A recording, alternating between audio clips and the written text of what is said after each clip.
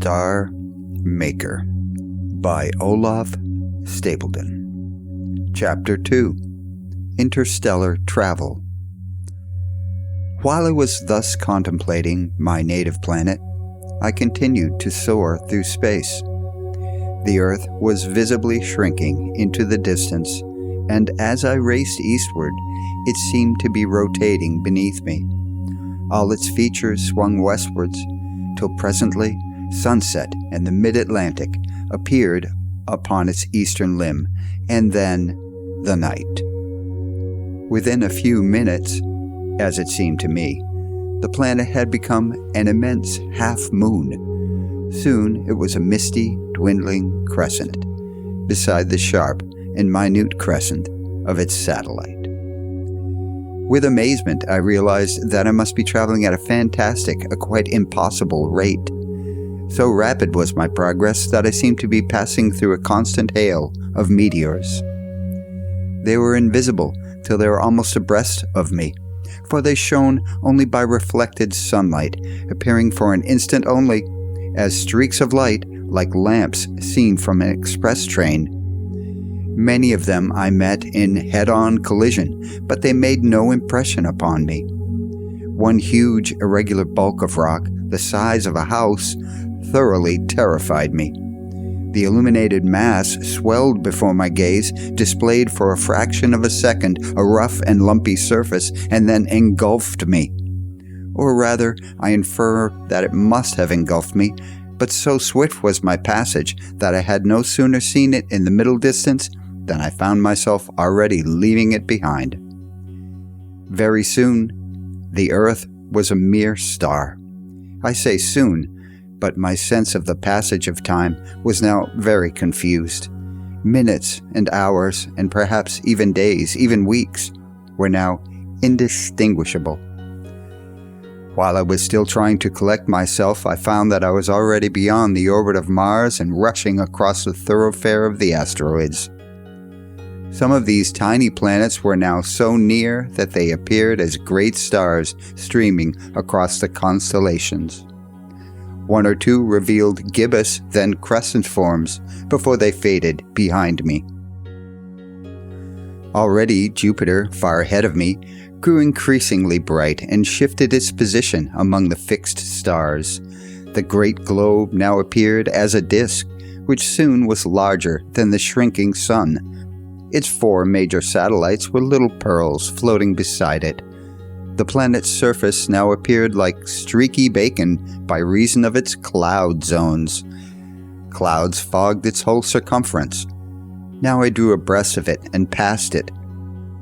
Owing to the immense depth of its atmosphere, night and day merged into one another without assignable boundary. I noted here and there on its eastern and unilluminated hemisphere vague areas of ruddy light, which were perhaps the glow cast upward through dense clouds by volcanic upheavals. In a few minutes, or perhaps years, Jupiter had become once more a star, and then was lost in the splendor of the diminished but still blazing sun. No other of the outer planets lay near my course, but I soon realized that I must be far beyond the limits of even Pluto's orbit. The sun was now merely the brightest of the stars, fading behind me. At last I had time for distress. Nothing now was visible but the starry sky.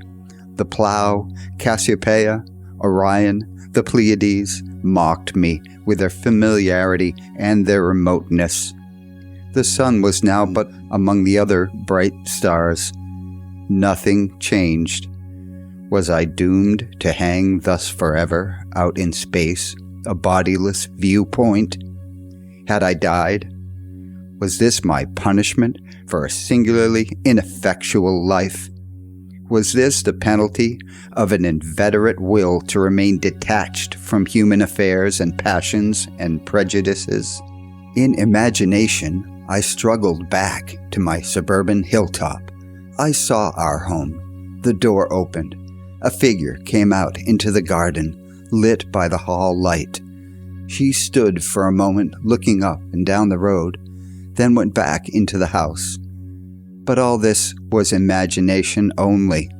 In actuality, there was nothing but the stars. After a while, I noticed that the sun and all the stars in its neighborhood were ruddy. Those at the opposite pole of the heaven were of an icy blue. The explanation of this strange phenomenon flashed upon me.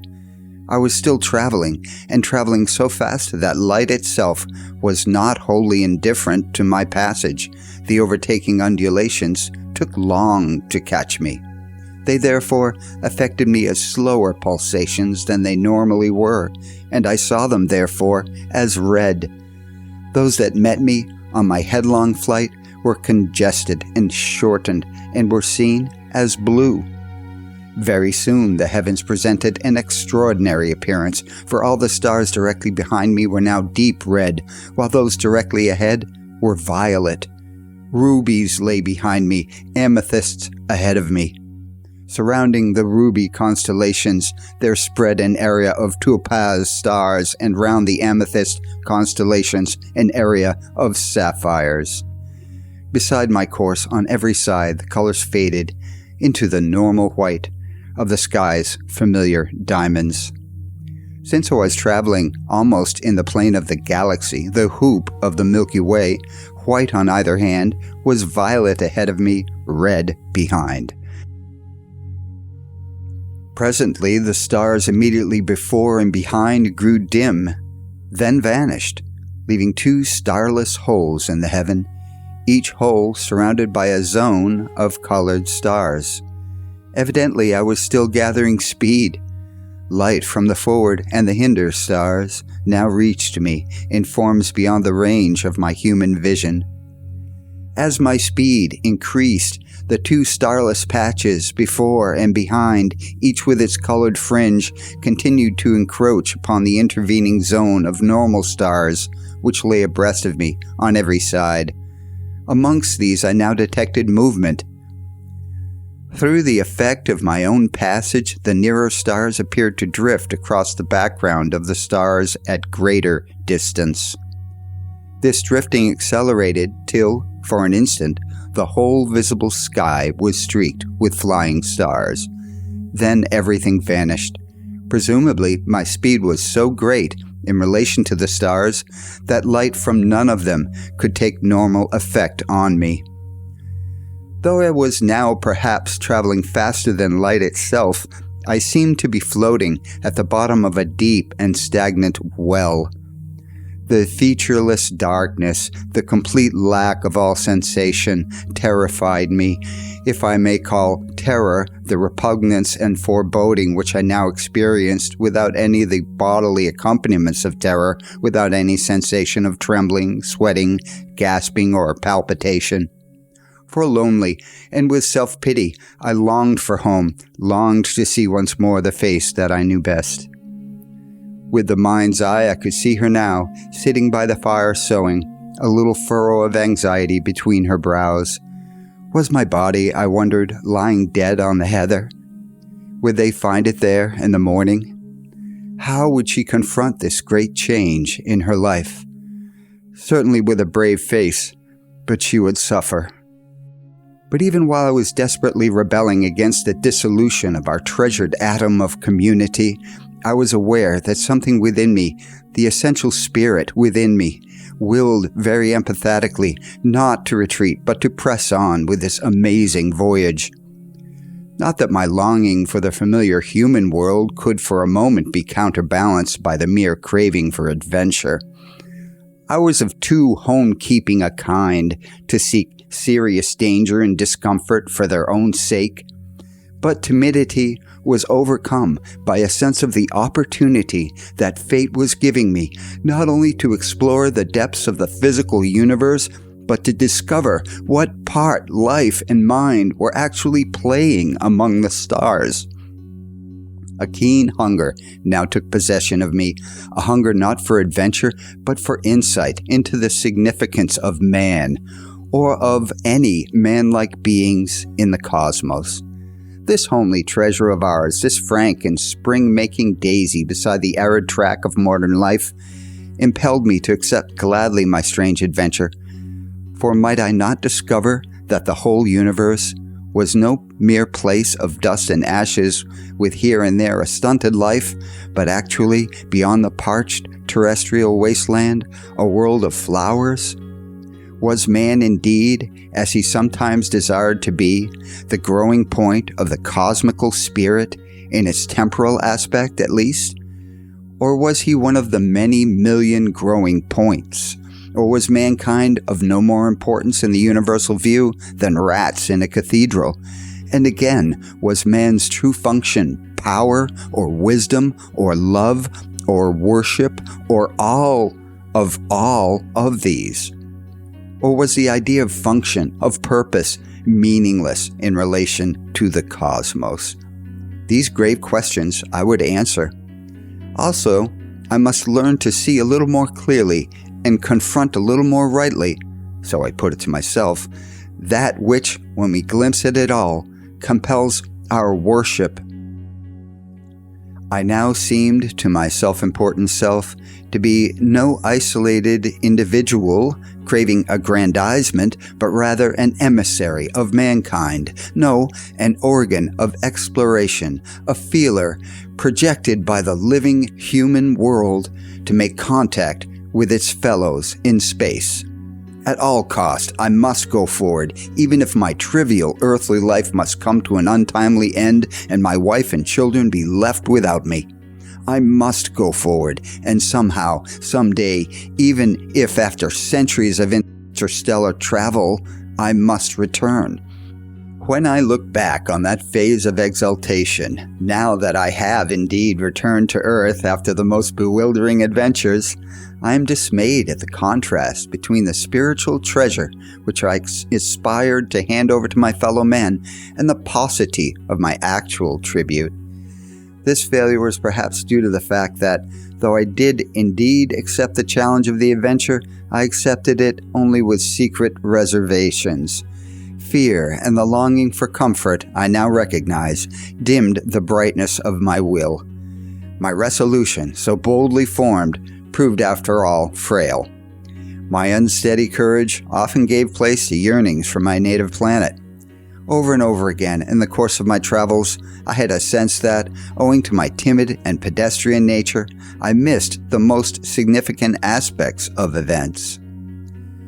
Of all that I experienced on my travels, only a fraction was clearly intelligible to me even at the time, and then, as I shall tell, my native powers were aided by beings of superhuman development. Now that I am once more on my native planet and this aid is no longer available, I cannot recapture even so much of the deeper insight as I formerly attained. And so my record, which tells of the most far-reaching of all human explorations, turns out to be, after all, no more reliable than the rigmarole of any mind unhinged by the impact of experience beyond its comprehension. To return to my story. How long I spent in debate with myself, I do not know, but soon after I had made my decision, the absolute darkness was pierced once more by stars. I was apparently at rest, for stars were visible in every direction, and their color was normal. But a mysterious change had come over me. I soon discovered that, by merely willing to approach a star, I could set myself in motion toward it, and at such a speed that I must have traveled much faster than normal light. This, as I knew very well, was physically impossible. Scientists had assured me that motion faster than the speed of light was meaningless. I inferred that my motion must therefore be in some manner a mental, not a physical phenomenon, that I was enabled to make up excessive viewpoints without physical means of locomotion. It seemed to me evident, too, that the light with which the stars were now revealed to me was not normal physical light, for I noticed that my new and expeditious means of travel took no effect upon the visible colors of the stars. However fast I moved, they retained their diamond hues, though all were somewhat brighter and more tinted than in normal vision. No sooner had I made sure of my new power of locomotion than I began feverishly to use it. I told myself that I was embarking upon a voyage of astronomical and metaphysical research, but already my craving for the earth was distorting my purpose. It turned my attention unduly toward the search for planets, and especially for planets of the terrestrial type. At random, I directed my course toward one of the brighter of the near stars. So rapid was my advance that certain lesser and still nearer luminaries streamed past me like meteors. I swung close to the great sun, insensitive to its heat. On its mottled surface, in spite of the pervading brilliance, I could see, with my miraculous vision, a group of huge, dark sunspots, each one a pit into which a dozen Earths could have been dropped. Round the star's limb, the excrescences of the chromosphere looked like fiery trees and plumes and prehistoric monsters that tiptoe or awning all on a globe too small for them. Beyond these pale corona, spread its films into the darkness. As I rounded the star in hyperbolic flight, I searched anxiously for planets, but found none. I searched again, meticulously, tacking and veering near and far. In the wider orbits, a small object like the Earth might easily be overlooked. I found nothing but meteors and a few insubstantial comets. This was the more disappointing because the star seemed to be much of the same type as the familiar Sun. Secretly, I had hoped to discover not merely planets, but actually the Earth. Once more, I struck out into the ocean of space, heading for another near star. Once more, I was disappointed. I approached yet another lonely furnace. This too was untended by the minute grains that harbor life. I now hurried from star to star, a lost dog looking for its master. I rushed hither and thither, intent on finding a sun with planets, and among those planets, my home. Star after star I searched, but far more I passed impatiently, recognizing at once that they were too large and tenuous and too young to be Earth's luminary. Some were vague, ruddy giants broader than the orbit of Jupiter. Some smaller and more definite had the brilliance of 1,000 suns, and the color was blue. I had been told that our sun was of average type, but I now discovered many more of the great youngsters than of the shrunken, yellowish, middle-aged. Seemingly, I must have strayed into a region of late stellar condensation. I noticed, but only to avoid them, great clouds of dust, huge as constellations, eclipsing the star streams, and tracts of palely glowing gas, shining sometimes by their own light, sometimes by the reflected light of stars. Often these nacrous cloud continents had secreted within them a number of vague pearls of light, the embryos of future stars. I glanced heedlessly at many star couples, trios, and quartets, in which more or less equal partners waltz in close union. Once, and once only, I came on one of those rare couples in which one partner is no bigger than a mere Earth, but massive as a whole great star and very brilliant. Up and down this region of the galaxy I found, here and there, a dying star, somberly smoldering, and here and there the encrusted and extinguished dead. These I could not see till I was almost upon them, and then only dimly, by the reflected light of the whole heaven. I never approached nearer to them than I could help, for they were of no interest to me in my crazy yearning for the earth. I was comforted, however, to find that, as yet, there were so few of them. I found no planets. I knew well that the birth of planets was due to the close approach of two or more stars, and that such accidents must be very uncommon. I reminded myself that stars with planets must be as rare in the galaxy as gems among the grains of sand on the seashore. What chance had I of coming upon one? I began to lose heart. The appalling desert of darkness and barren fire, the huge emptiness so sparsely pricked with scintillations, the colossal futility of the whole universe hideously oppressed me. And now, in added distress, my power of locomotion began to fail. Only with a great effort could I move at all among the stars, and then but slowly, and ever more slowly. Soon I should find myself pinned fast in space like a fly in a collection, but lonely, eternally alone. Yes, surely this was my special hell. I pulled myself together. I reminded myself that even if this was to be my fate, it was no great matter. The Earth could do very well without me. And even if there was no other living world anywhere in the cosmos, still the Earth itself had life and might wake to far fuller life. And even though I had lost my native planet, still that beloved world was real. Besides, my whole adventure was a miracle, and by continued miracle might I not stumble on some other Earth? I remembered that I had undertaken a high pilgrimage, and that I was man's emissary to the stars. With returning courage, my power of locomotion returned. Evidently, it depended on a vigorous and self-detached mentality. My recent mood of self-pity and earthward yearning had hampered it. Resolving to explore a new region of the galaxy, where perhaps there would be more of the older stars and a greater hope of planets, I headed in the direction of a remote and populous cluster. From the faintness of the individual members of this vaguely speckled ball of light, I guessed that it must be very far afield. On and on I traveled into the darkness. As I never turned aside to search, my course through the ocean of space never took me near enough to any star to reveal it as a disk. The lights of heaven streamed remotely past me like the lights of distant ships. After a voyage during which I lost all measure of time, I found myself in a great desert, empty of stars, a gap between two star streams, a cleft in the galaxy. The Milky Way surrounded me, and in all directions lay the normal dust of distant stars, but there were no considerable lights, save the thistledown of the remote cluster, which was my goal. This unfamiliar sky disturbed me with a sense of my increasing disassociation from my home. It was almost a comfort to note, beyond the furthest stars of our galaxy, the minute smudges that were alien galaxies, incomparably more distant than the deepest recesses of the Milky Way, and to be reminded that, in spite of all my headlong and miraculous traveling, I was still within my native galaxy, within the same little cell of the cosmos where she, my life's friend, still lived.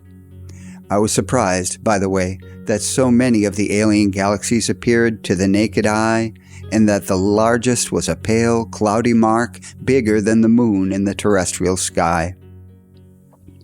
By contrast with the remote galaxies, on whose appearance all my voyaging failed to make impression, the star cluster ahead of me was now visibly expanding. Soon after I had crossed the great emptiness between the star streams, my cluster confronted me as a huge cloud of brilliance. Presently, I was passing through a more populous area, and then the cluster itself opened out ahead of me, covering the whole forward sky with its congested lights. As a ship approaching port encounters other craft, so it came upon and passed star after star.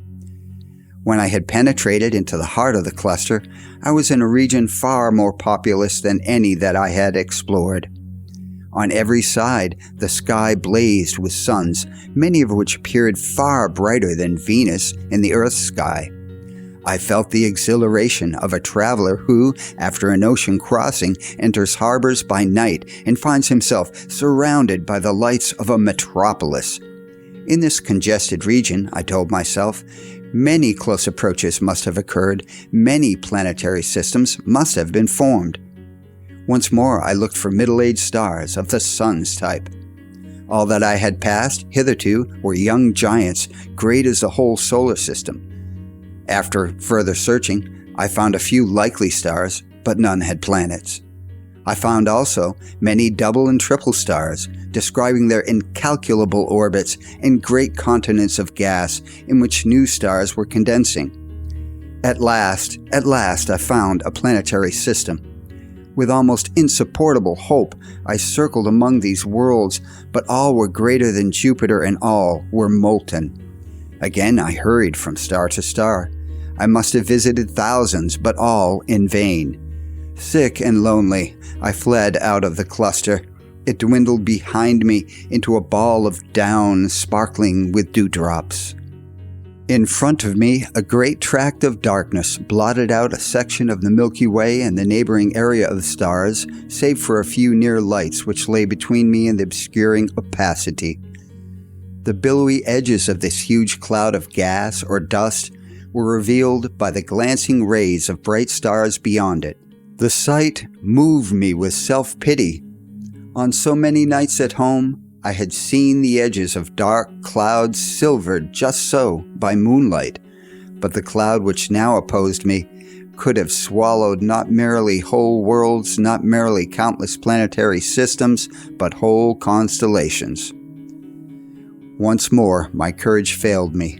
Miserably, I tried to shut out the immensities by closing my eyes, but I had neither eyes nor eyelids. I was a disembodied, wandering viewpoint. I tried to conjure up the little interior of my home with the curtains drawn and the fire dancing. I tried to persuade myself that all this horror of darkness and distance and barren incandescence was a dream, and that I was dozing by the fire, that at any moment I might wake, that she would reach over from her sewing and touch me and smile. But the stars still held me prisoner. Again, though with failing strength, I set about my search, and after I had wandered from star to star for a period that might have been days or years or eons, luck or some guardian spirit directed me to a certain sun-like star, and looking outwards from this center, I caught sight of a little point of light moving with my movement against the patterned sky. As I leapt toward it, I saw another and another. Here was, indeed, a planetary system much like my own. So obsessed was I with human standards that I sought out at once the most Earth-like of these worlds. And amazingly Earth-like it appeared as its disk swelled before me or below me. Its atmosphere was evidently less dense than ours, for the outlines of unfamiliar continents and oceans were very plainly visible. As on the earth, the dark sea brilliantly reflected the sun's image. White cloud tracts lay here and there over the seas and the lands, which, as on my own planet, were mottled green and brown. But even from this height, I saw that the greens were more vivid and far more blue than terrestrial vegetation. I noted also that on this planet there was less ocean than land, and that centers of the great continents were chiefly occupied by dazzling, creamy white deserts. Thus completes myself, Jonzo Didmo, reading Chapter 2 of Olaf Stapledon's Star Maker, written in 1937. Thanks for listening, for hanging out, and for watching.